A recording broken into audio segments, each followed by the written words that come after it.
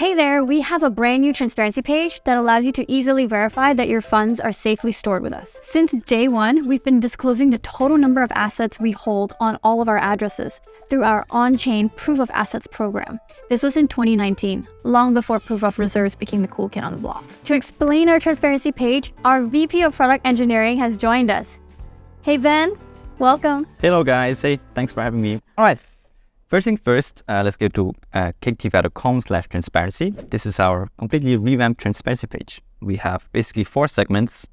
The first one is proof of reserves. That basically is our proof of liabilities here. We have our transparency reports. Basically, you can go back every quarter until Q1 2021, and there's blog posts about it, talking about how we did financially, how operations are going, how the team performed, if there's any changes there. Another section is our proof of assets. We go into much more detail here later.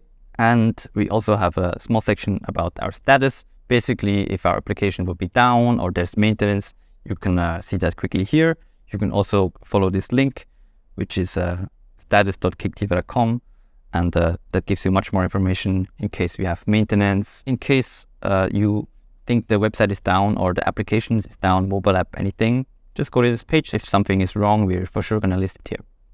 All right, let's go back to proof of reserves. So proof of reserves is basically our assets minus our liabilities that make up our reserves. And for this section here, it's about liabilities. That is what we owe to the user. We do that in form of a Merkle tree. And speaking of Merkle trees, if you guys don't know what Merkle trees are, it's okay. We have a video that Roger did for us, and he explains it really nicely, and we're going to put it right here. And you can just check out very quickly and learn about it. Proof of reserves tells you the answer after you take our assets minus our liabilities. So you will always want the proof of reserve. What's a good number for proof of reserve to be so that I know that this company is safe and just not going to go bankrupt? A really good number you always want to have is that the assets are a bigger number than the liabilities, right? Okay. For example, the total number of DeFi we hold on the blockchain, which we're going to see in proof of assets, it has to be higher than the number you see in the liability section. Right. To see our assets, basically what the users hold, we can go to this section, and you see 4 products here that we have on our application. The first one is liquidity mining pools, and what we want to do here is we want to show every single pool that the users are invested in and that we list on our platform, and how much actual total liquidity the user base holds. So if I want to see how much has been staked and who stakes onto the pool, I just click onto the pool address? Correct. So for liquidity mining, we basically pool the entire assets of all the users under one address, and that basically makes up this total shares, which is a bit of a arbitrary number.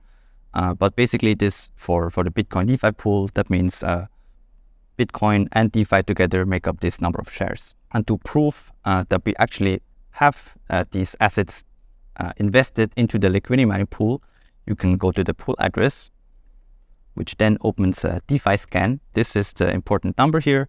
You can verify that we actually hold these liquidity mining shares on this blockchain address. And that basically generates rewards for the users, which we forward all of them to the users in a 12-hourly basis. How do I know that this number is genuine and it's not something that DeFi chain put on their website?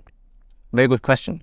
So you can take this blockchain address here and put it into any other DeFi chain explorer, and it should show you the exact same number of shares that we hold on this address. That's liquidity mining. Okay, what about staking?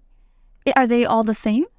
So for staking, it's a bit different. What we do on staking is we have master nodes on behalf of the users, right? We basically pool the funds, so you can have 5,000 DeFi, 10,000 DeFi, another 5,000 DeFi from 3 different users.